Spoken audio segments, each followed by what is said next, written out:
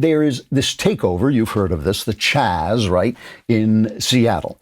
A bunch of thugs threw bottles and rocks at the police until the mayor told the police to stand down. They took over several blocks of the city. The city just now looks like this part of the city now looks like what you'd think it looks like. There's pornographic graffiti everywhere. There's filthy words scrawled everywhere. The place is a mess. It's just absolutely disgusting. Here is the description from the mayor of Seattle. Let's cut to.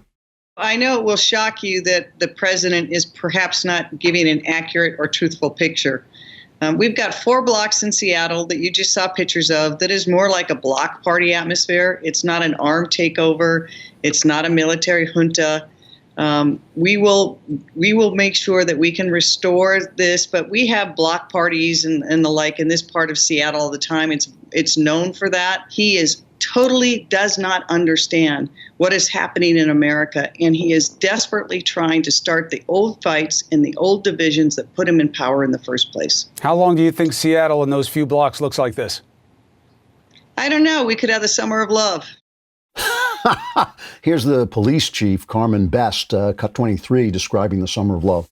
Our 911 response times have tripled in the area. They've gone from just over 5 minutes to about 18 minutes. Rapes, robberies, and all sorts of violent acts have been occurring in the area that we're not able to get to. So it is not right for us not to be able to deploy our officers here. So it's funny, if by funny you mean horrific and strange, but it's funny that, we know what happens when civilization falls apart. We know what happens when the police are thrown out, when the law disappears, when the law is enforced in an irregular manner, in an arbitrary manner. In fact, let's just play a little bit of some of the things that are actually going on in this zone. Give me one like, in cut 13, here's a guy, a street preacher, is in this CHAZ zone, and here's the reaction from the people. Talk to these people. Don't do this. He would be displeased. He would be. What you are doing, you would be condemned. Messing up. Your own Lord would be ashamed of what you are doing right now. That man's not gonna let you pass, bro. We're not gonna let this happen. We can't anymore, dude. We're done. Dude. You can go home. This isn't about Jesus. If this is about Jesus, then put that down and talk to people. Jesus will protect you. If this is about Jesus, put that down and talk to people. It's a block party as long as you agree, right? It's a summer of love as long as they love you, and when they don't love you, they rip you to shreds. And the thing about it is we know this happens. We know what happens every single time law and order breaks down. Women get raped, strong men dominate weaker men, armed men dominate unarmed men. That's what happens every single time throughout history.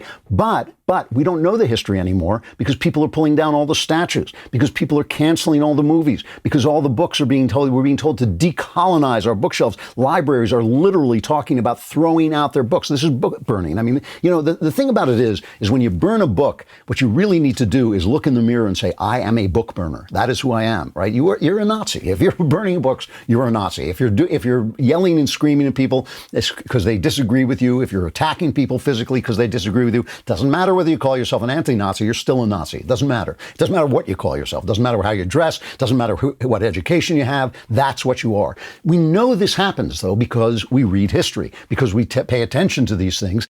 And we don't erase all our history. It's only when all that history gets erased that you actually have people like Chris Cuomo going on television in a tie and jacket saying, no, riots are good. Riots bring change. They bring happy times. Happy times come from riots. That's because he's an ignorant buffoon. It's like, that's why, because they're only allowed to learn the history they're allowed to learn. If you don't let people speak, you can never find out when you're wrong. If you're trained, the reason they train you to be offended, and to listen for whether you're offended and to listen to whether you feel unsafe, as opposed to whether somebody is saying something that makes sense, is so they can have power over you to do what they want to do. That is why they do it. I always ask college kids this, when kids come to my speeches at colleges and they protest and they look angry, I say, why do you think they're telling you not to listen to me? What's the worst thing that can happen if you listen to me?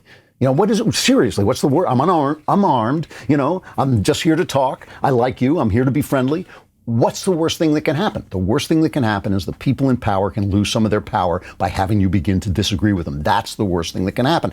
So that's why you've got all this. And so now on top of everything else, you've got the gaslighting about defund the police. They're saying defund the police, defund the police. They're saying, well, we defund we don't, it doesn't defund. When you say defund, what it means is move defunds to the police. That's what it means. It doesn't mean defund the police, right? So finally, the New York Times on Knucklehead Row, they put up an op-ed that's because, they're only allowed to put leftist op-eds up now. So they just go further and further left. They put up one by an organizer against criminalization, whatever that means. Her name is Mariami Kaba. And she says, yes, we mean literally abolish the police.